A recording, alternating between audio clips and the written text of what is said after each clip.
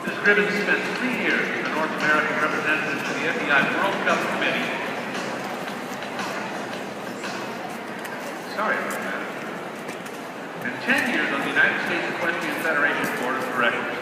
She's a member of the USEF High Performance Dressage Committee and the U.S. Equine National Advisory Board. In 2003, she served as chef de keep for the United States riders at the World Cup finals in Gothenburg, Sweden. In 2009, Ms. Gribbons was appointed the dressage coach by the Active Athletic Athlete Committee, of the USEF. She guided the United States elite riders to an Olympic qualifying fourth place finish at the World Equestrian Games in Kentucky. This was awarded 2 individual bronze medals. In 2011, the American team won the team gold in all 3 individual medals at the Pan American Games in Mexico. Ms. Gribbons writes a monthly dressage column for the Chronicle of the Horse and routinely coaches students who compete successfully at the FEI level. Today she will be presenting the building blocks for FEI dressage, continuing toward FEI movements, introducing tempting changes, full pirouettes, piaffe, and passage.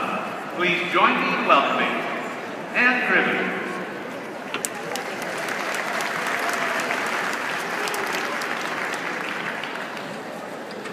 Thank you very much.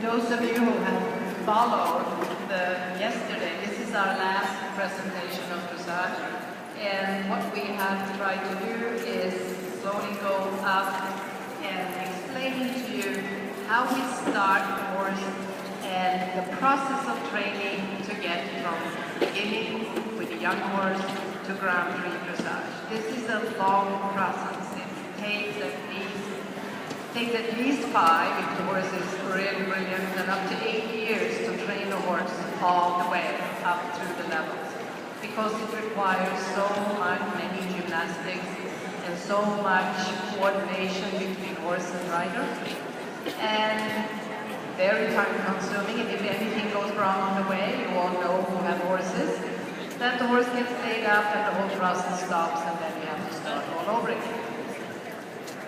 To help me here tonight, I have Catie Hill. She's from Charlotte, Vermont, and I'm so pleased you're here, and I would like to thank your instructor, Cathy Conley, for helping me to find you. I've had some wonderful horses and riders, most of them students of Cathy Conley's, and I'm so grateful to her. So we have never worked together before, but we are going to try to show you that this horse is right in between. He's showing intermediate 1. He's 15 years old. His name is Cameo. And how long have you been together? No, we're only halfway through. Since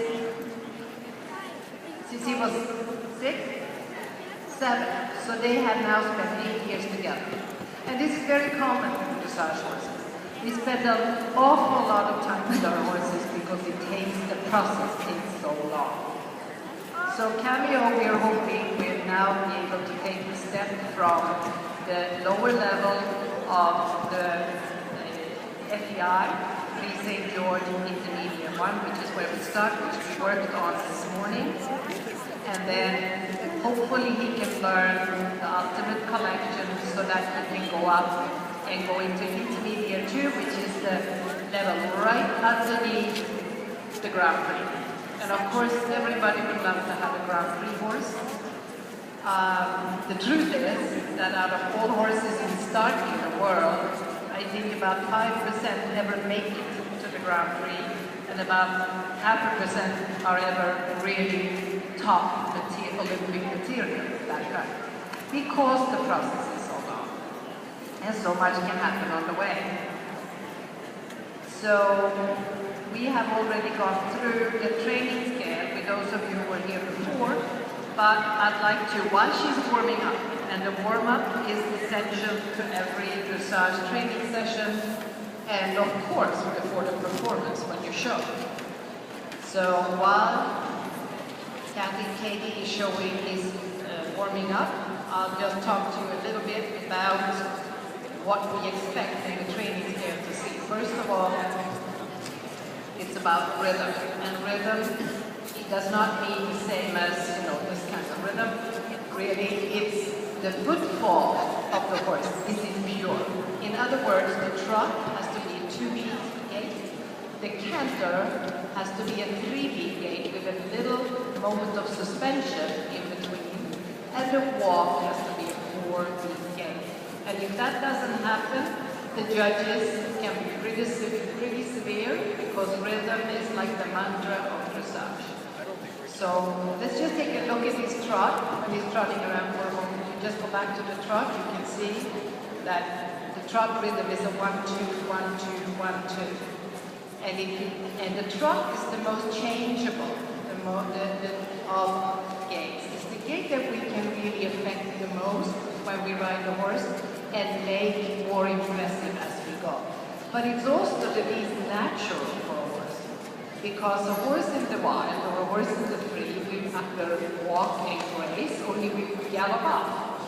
So perfecting the trot work is something that is a little bit artificial, and consequently we can also do a lot with it.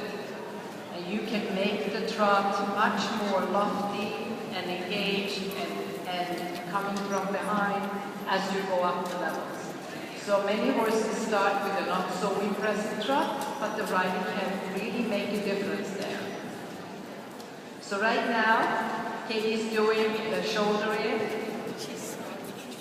and there she tried to do hunches in, and this is one of the subtle things that we do to get them ready to go on and do the more advanced movements. And if you would do that again, yeah, that's a good place to do it, right?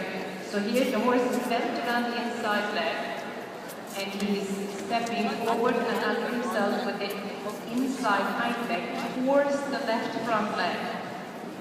He is on 3 tracks. This is the only time we ever ride a horse on 3 tracks, and it is the most effective of all our suppling movements. So here again, it's on 3 tracks, inside hind leg and outside hind front on 1 track. And if you wouldn't mind coming down the center line so they can see it too. And if it's really correctly done, then all you see, if the ring was rigged, all you would see is 3 hoof prints of the horse coming down. This of course is done on both sides, so if you would be turning left up there and do it to the left, that would be great. Thank you. And then everything we do is done on both sides. We bend left, we bend right, and by doing that, our purpose is to straighten the horse. Because all horses come crooked, like cashew nuts, more or less. And one of the tasks of the dressage rider is to get the horse straight, because as you